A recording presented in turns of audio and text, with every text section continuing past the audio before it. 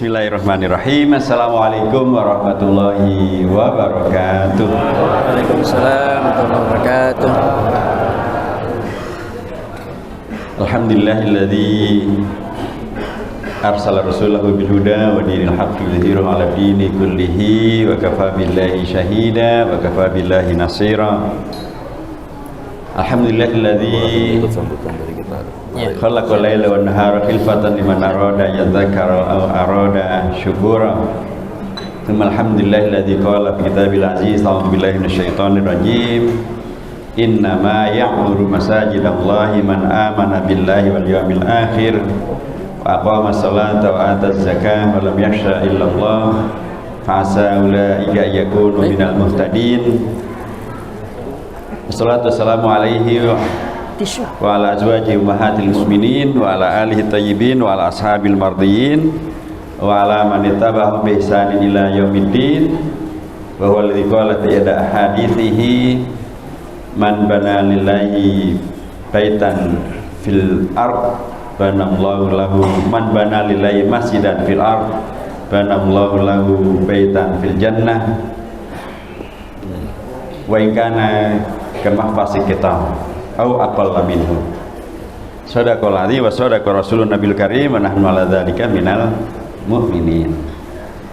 Hadratul mukarramin wal mukarramat, keluarga besar Dewan Masjid Indonesia di Sumur Batu serta para pimpinannya ada bersama kita, Ketua DMI Sumur Batu Bapak Kiai Haji Amin Karim, Bapak Dr. Andes Haji Bambang Subroto, Ketua DMI Kemayoran, yang saya hormati para ketua-ketua takmir masjid dan musola se-Sumur Batu, termasuk Al-Furqan tentu saja, dan pimpinan kita di tingkat RW, ada Bapak Joko, Ketua Forum RW, dan ada Ibu Haja Sri Mulyana, dan para pimpinan RW yang lainnya, dan tentu di bawah pimpinan Bapak Lurah kita, Bapak Lurah kita yang adalah sekaligus presiden kita di Sumur Batu, Bapak Nur Hadiat yang saya hormati, Bapak Haji Nur Hadiat, dan seluruh jamaah yang dirahmati Allah Subhanahu wa taala, muslimin muslimat, rekan-rekan dari BPJS Tenaga Kerja yang tadi sudah memberikan santunannya, jamaah sholat subuh, jamaah subuh keliling, ahad putih gitu ya, yang semuanya saya hormati sekali. Subuh putih sekalipun ya pakaiannya macam-macam, ada yang putih ada yang putih tapi semuanya insya Allah putih.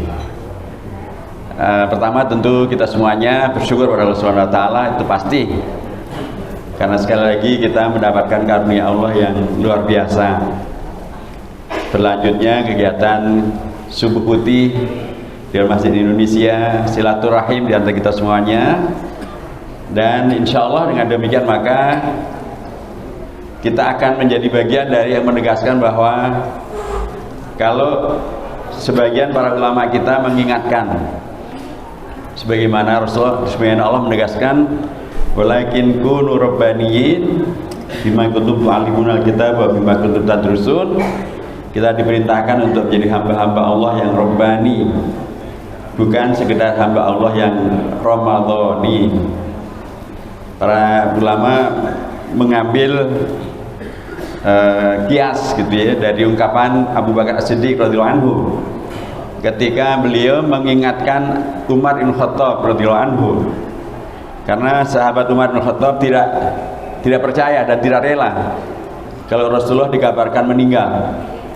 Itu hoax, karena memang sebelumnya waktu peristiwa Uhud disebarkanlah isu Nabi Muhammad sudah meninggal, sudah mati.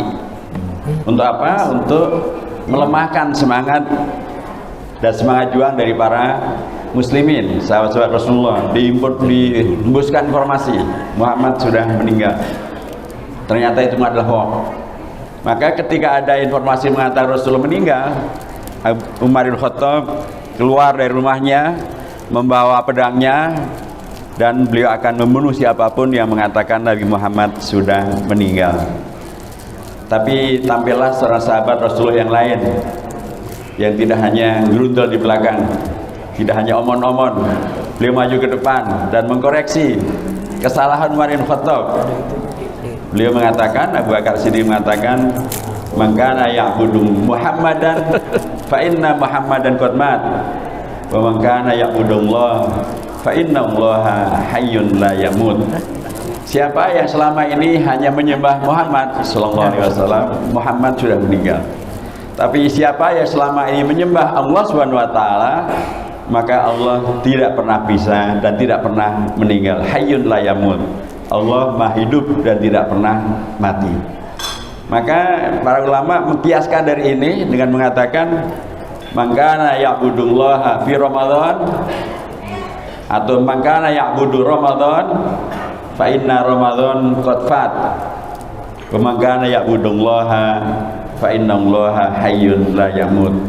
Barang siapa yang menyembah Allah hanya di bulan Ramadan, atau barang siapa menyembah Allah karena bulan Ramadan, pengajian sangat banyak, tausiah sangat banyak, ada puasa, ada tarawih, ada qiyamul lail, Masya Allah.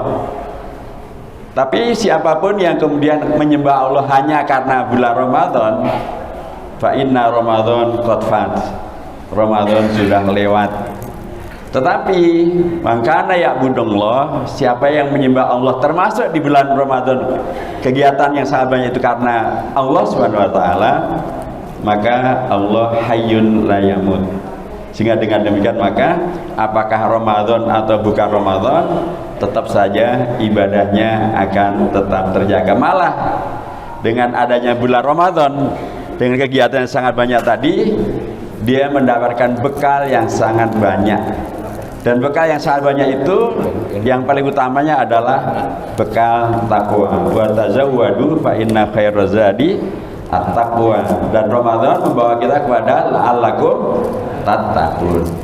Nah, bekal yang sangat banyak ini wajarnya ya kalau kita hidup sehari-hari gitu. Bekal yang sangat banyak ini mau cuman ditaruh di rumah jadi bekal, atau menjadi penyemangat dan sekaligus menjadi penjamin untuk kemudian kita melakukan kegiatan lebih baik pada sesudah kita mempunyai bekal.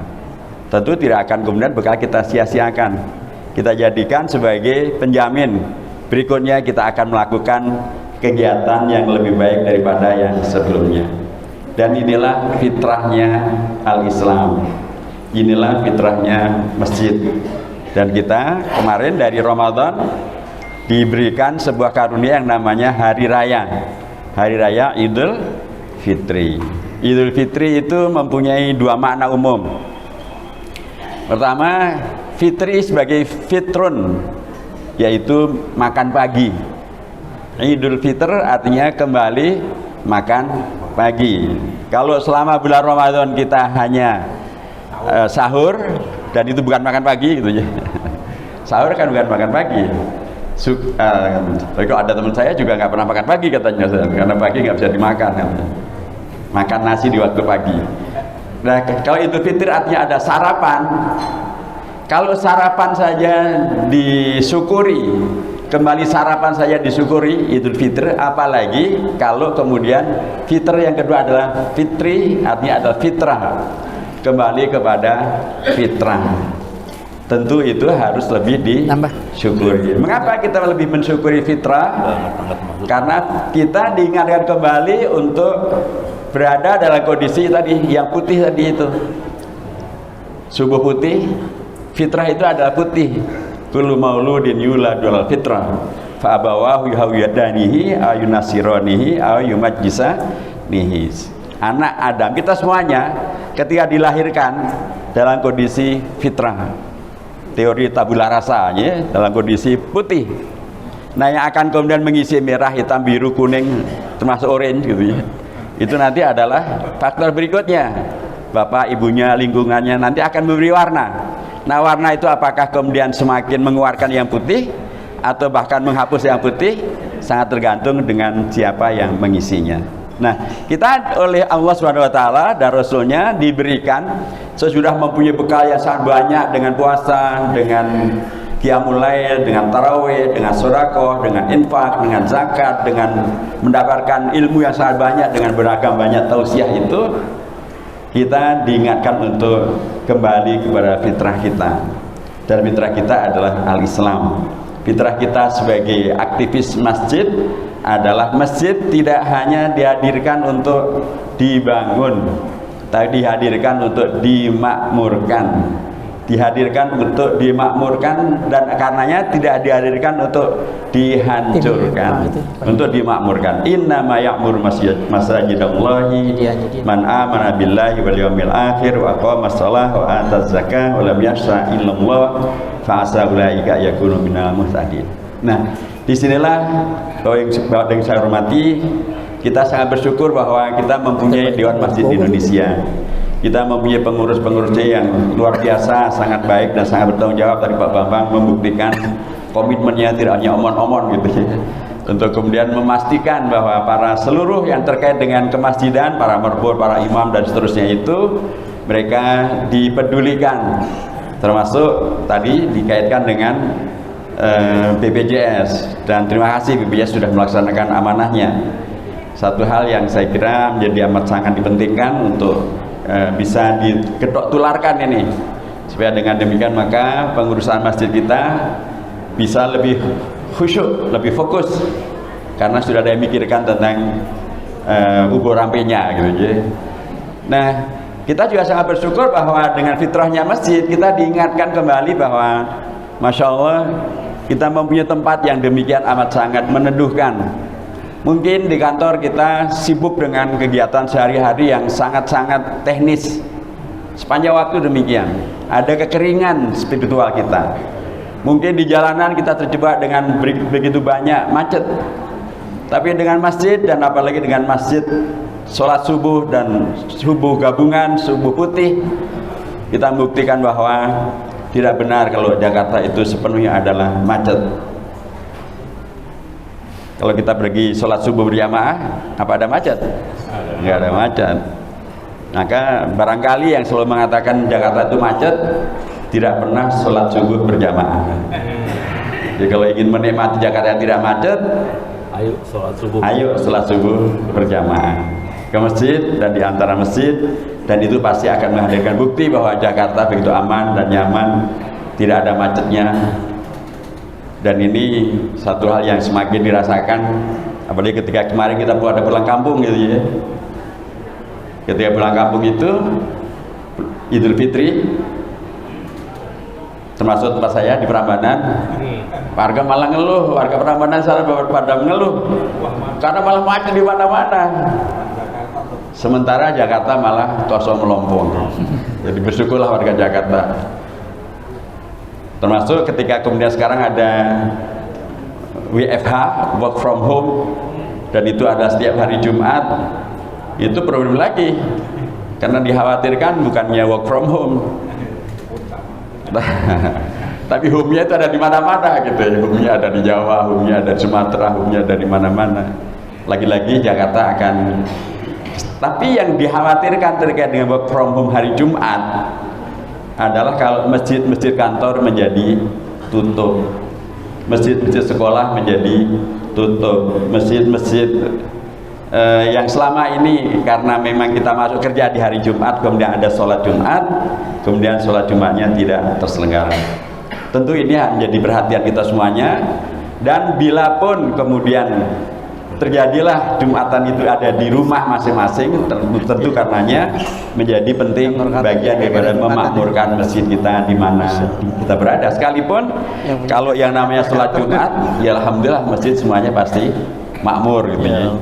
Saya tidak pernah melihat ada masjid di hari Jumat pada waktu sholat Jumat kemudian masjidnya kosong. Enggak, semua masjid sholat Jumat pasti semuanya penuh. Saya kembali mengatakan bahwa fitrah daripada kita sebagai umat Islam, selain kita mempunyai al-Islam sebagai fitrah, kita juga punya masjid yang fitrahnya adalah untuk dimakmurkan.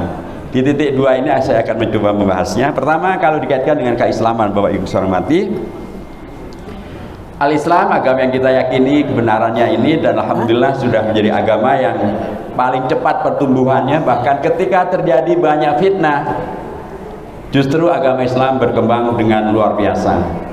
Dulu ketika khilaf Abbasiyah dihabisi oleh kelompok dari masyarakat Tatar, dari Hulaku, dihabisi, khalifahnya dibunuh, Baghdad dihancurkan, kemudian perpustakaan dibakar, di buku-buku dilempar ke sungai Efrat, sehingga sungai Efrat itu berubah warnanya menjadi hitam karena tinta-tinta daripada buku-buku yang dilemparkan ke sungai. Para umat Islam dihabisi, kerajaan Islam dihabisi, umat Islam diperkirakan habis. Ternyata yang terjadi justru mereka yang menghabisi umat Islam itu malah masuk Islam, pulang ke Mongolia, pulang ke Mongol, masuk Islam. Bahkan nanti mendirikan kerajaan-kerajaan Islam di Asia Tengah, termasuk di India.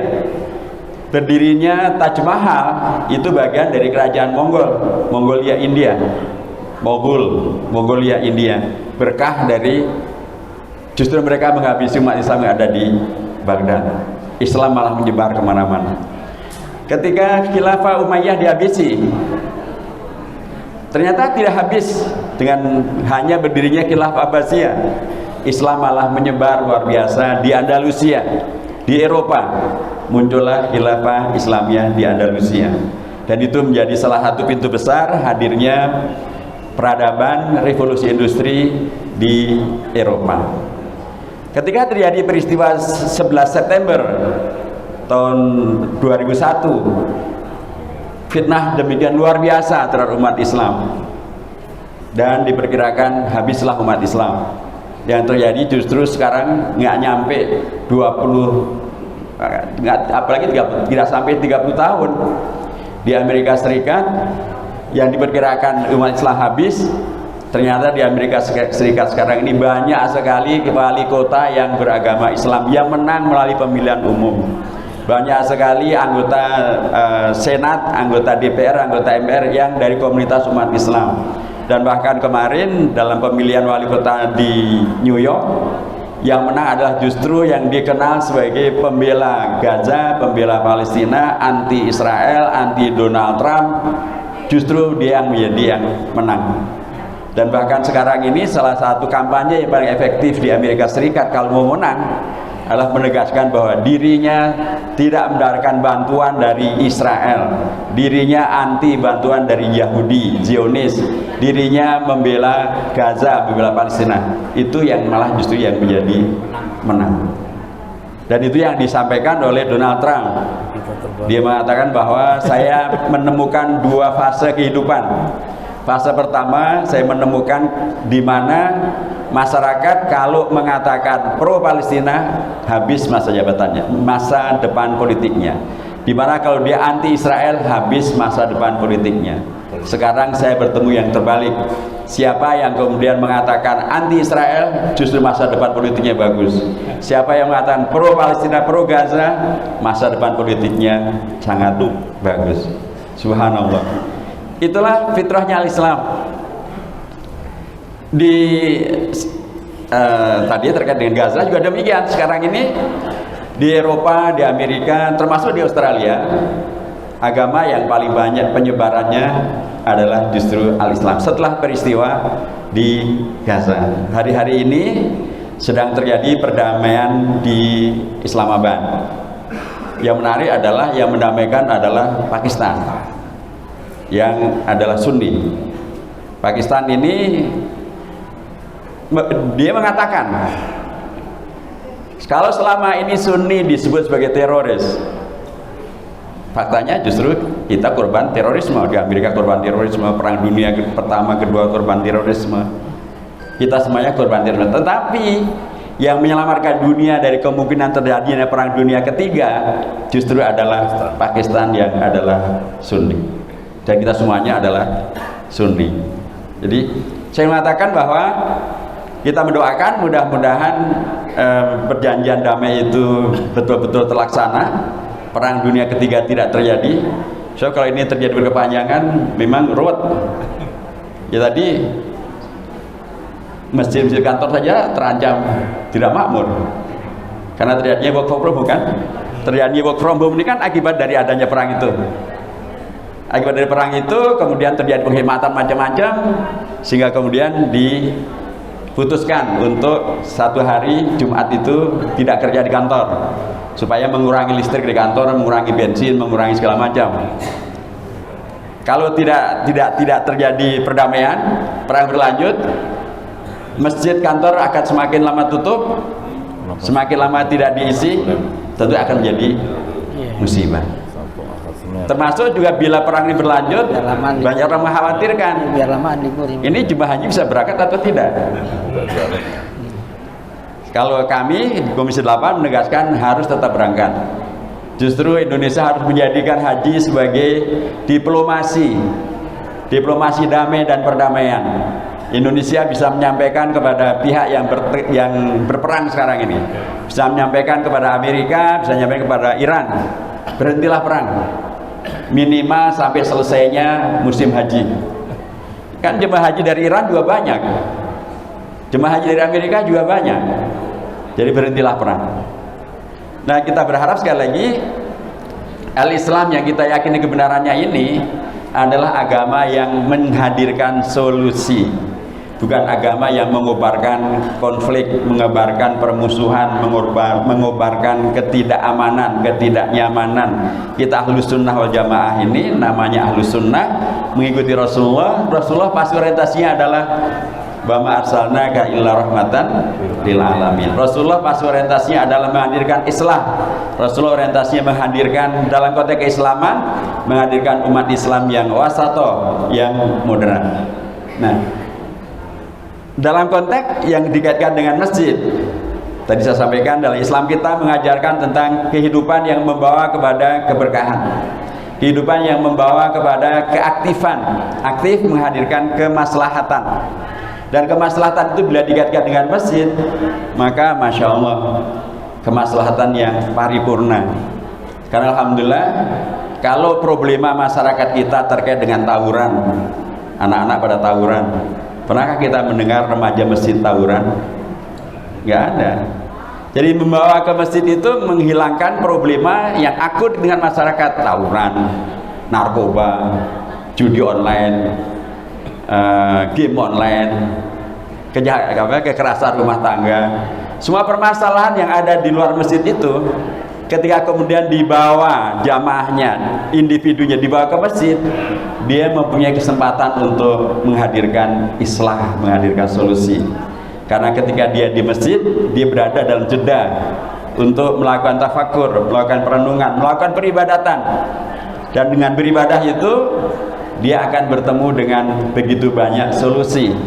Tadi misalnya kalau dia kemudian konflik dengan keluarganya, mohon maaf misalnya, ketika dia di masjid, pastilah dia berada dalam kondisi aman, tentram, dia teringatkan kembali dengan ibadah itu, dia akan teringatkan kembali, dia mengikuti Allah Subhanahu wa taala, yang Allah memerintahkan agar kalaupun kita berkeluarga itu untuk menghadirkan keluarga yang litaskunu ilaiha wa ja'ala bainakum mawaddatan wa rahmah. Kalau kita ke masjid, kita ingat dengan Rasulullah yang salah satu ajarannya adalah agar kita menghadirkan keluarga yang membawa kepada keberkahan.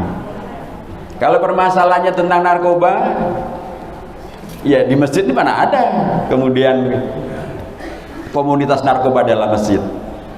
Kalau kemudian orientasi tadi terjadinya konflik anak-anak dengan terjadinya tawuran di dalam masjid, malah justru semuanya guyub rukun. Dan ketika guyub dan rukun kita mendapatkan keamanan dan kenyamanan, itu pasti lebih baik ketimbang terjadinya tawuran.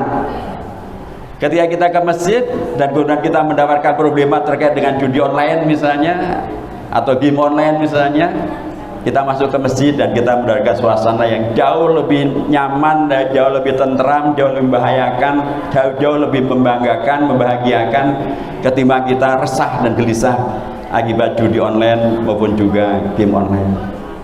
Masjid menjadi karunia yang luar biasa, dan itulah fitrahnya masjid. Maka ketika masjid diubah menjadi masjid diror, masjid yang menghadirkan bahaya, masjid yang menghadirkan bahaya dan membahayakan, maka Al-Quran langsung mengutukinya, mengkoreksinya dan membukanya.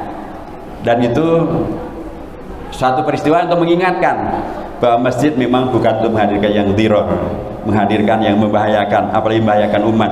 Tapi masjid justru menghadirkan hal yang makmur dan dimakmurkan. Dan itulah fitrahnya masjid.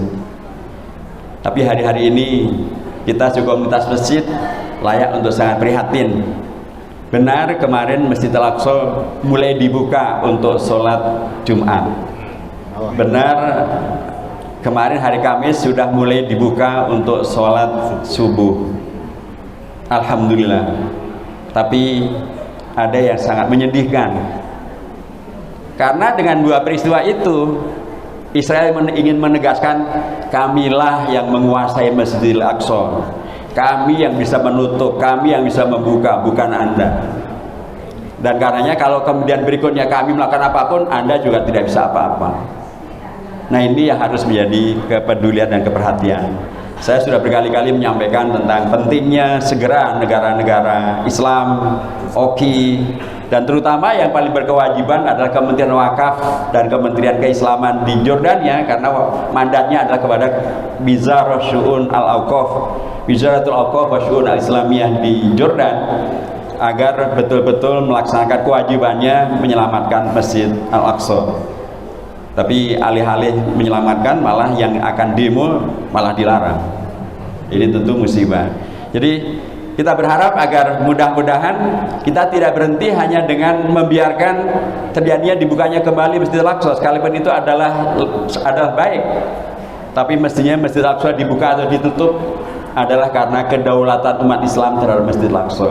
Karena umat Islam melaksanakan apa yang justru menjadi keputusan di tingkat internasional. UNESCO mengatakan bahwa Masjid Al-Aqsa itu adalah warisan sejarah milik umat Islam. Itu sudah keputusan dari PBB. Sehingga dengan demikian maka mudah-mudahan dengan kita di sini, di DMI, di Sumur Batu, di Kemayoran, di Indonesia, yang alhamdulillah masjid-masjidnya demikian bagus, demikian makmur, jangan lupa juga untuk mendoakan. Saya terima kasih tadi telah didoakan. Ternyata umur saya sudah bonus 3 tahun ya dari umurnya Rasulullah. Maka ini juga mengingatkan bagi sekalian, silahkan untuk segera mempersiapkan diri menjadi pelanjut kami semuanya.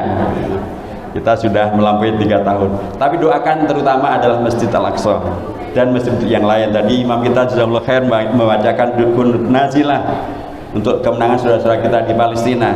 Doakan juga untuk Masjid Al-Aqsa, supaya dengan demikian maka fitrahnya masjid, selain daripada yang kita yakini, kita nikmati di Indonesia, di Mekah, di Medina, tapi juga kiblat pertama umat Islam yaitu Masjid Al-Aqsa juga segera betul-betul terbebaskan dari kezaliman dan kekuasaan Yahudi Zionis Israel. Kalau dia dibuka, kalau dia ditutup, itu adalah bukan karena maunya Israel, tapi adalah karena memang keputusan dari Kementerian Wakaf. Tapi pastilah Kementerian Wakaf tidak memutuskan dan tidak akan memutuskan untuk menutup masjid, tapi justru memutuskan untuk membuka masjid selama-lamanya. Dan mudah-mudahan kita diberi oleh Allah umur panjang untuk bisa sholat juga di Masjid Al-Aqsa yang dibebaskan oleh Allah, oleh para mujahidin dari penguasaan Zionis Yahudi Israel. Itulah fitrah kita semuanya. Dan kita merayakan Idul Fitr bukan sekedar merayakan kembali makan pagi sarapan, tapi merayakan kembali kepada fitrah. Dan fitrah kita sebagai umat Islam adalah aktif untuk menghadirkan nilai-nilai kemaslahatan dan kerahmatan. Fitrah kita sebagai komunitas masjid adalah aktif untuk memakmurkan masjid, membela masjid, menghadirkan maslahat masjid, termasuk untuk Masjid Al-Aqsa. Jamaah sekalian, saya kira demikian. Barakallahu fikum jami'an wal muwaffiq ila aqwamit thoriq wa nasrun minallahi wal barik wa basyiril mu'minin. Wassalamualaikum warahmatullahi wabarakatuh. Waalaikumsalam. Alhamdulillah, terima kasih pada Haji Dr. HM Hidayatul Wahid MA. Dan kita tutup acara kita ini dengan doa. Kita mohon Ustadz Itang Rusmana Versi MA untuk menutupnya dengan doa. Tafadhol Ustaz. Bismillahirrahmanirrahim. Assalamualaikum warahmatullahi wabarakatuh. Mari kita mendoakan Masjidil Aqsa, saudara-saudara kita di Palestina, mendoakan para guru kita, para jamaah kita semuanya, bilkhusus juga almarhum Bapak Junaidi ya, yang telah meninggalkan, Bapak Dedi yang meninggalkan kita semuanya. Ala hadiniyah wa likulli niyatin salihah. Al-Fatihah. A'udzu billahi minasyaitonir rajim. Bismillahirrahmanirrahim. Alhamdulillahirabbil alamin arrahmanir rahim maliki yaumiddin. Iyyaka na'budu wa iyyaka nasta'in ihdinas siratal mustaqim siratal ladzina an'amta 'alaihim ghairil maghdubi 'alaihim waladdallin. Amin. Bismillahirrahmanirrahim. Alhamdulillahirabbil alamin. Hamdan yuwafi ni'amahu wa yukafi'u mazidah. Ya Rabbana lakal hamdu wa lakal syukur wa lakal fadlu wal mannu kama yanbaghi li jalali wajhikal karim wa 'azimi sultani. Allahumma salli wa sallim wa barik ala Muhammad wa ala alihi wa sahbihi ajma'in. Rabbana ighfir lana wa liwalidina warhamhum kama rabbawna shighara. Allahumma Rabbana taqabbal minna salatana wa siyamana wa qiyamana wa ruku'ana wa sujudana wa takhashu'ana wa tadarru'ana wa tammim taqsirana ya arhamar rahimin. Rabbana la tada'a fi maqamina hadha dhanban illa ghafartah wa la hamman illa farajtah wa la maridan illa shafaitah wa la mayyitan illa rahimtah ولا عسيرا إلا سهلته ولا مجاهدا إلا نصرته ولا ضالا إلا هديته ولا حاجة من هوائج الدنيا والآخرة إلا قضيتها يا أرحم الراحمين. اللهم اجعل بلدنا هذا إندونيسيا بلدا آمنا بلدا رفاهيا بلدا يحب الإسلام والمسلمين ويحب الصلاة والصيام والزكاة وكل أعمال البر والخير يا أرحم الراحمين. اللهم انصر المسلمين في فلسطين. اللهم انصر المسلمين في غزة. اللهم انصر المجاهدين في غزة وفي كل مكان وزمان. اللهم ارفع رايتهم. اللهم ثبت أقدامهم. اللهم ألف بين قلوبهم.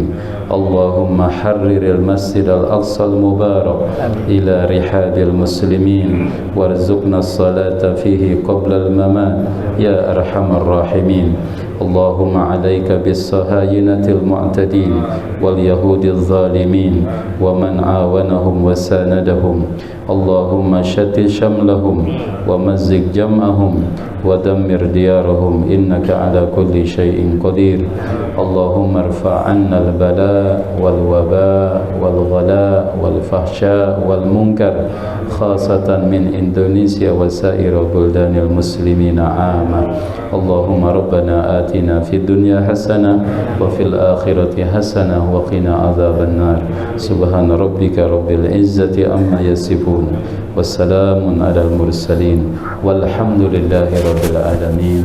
السلام عليكم ورحمة الله وبركاته. Alhamdulillah, dan sama-sama kita baca kafaratul majlis. Subhanakallahumma bihamdika asyhadu an la ilaha illa anta astaghfiruka wa atubu ilaik. Akhirnya dari kami mengucapkan maaf lahir batin, dan setelah acara ini kami sudah menyiapkan sarapan pagi. Jadi yang bapak-bapak bisa langsung keluar lewat sini, nanti udah ada di sana. Yang ibu-ibu yang di dalam itu sudah disiapkan di belakang. Yang bapak-bapak yang di atas nanti turun bisa lewat dalam sini. Ya, baik. Akhirnya terima kasih. Mohon maaf lahir batin. Hadanallahu wa iyyakum ajma'in. Assalamualaikum warahmatullahi wabarakatuh.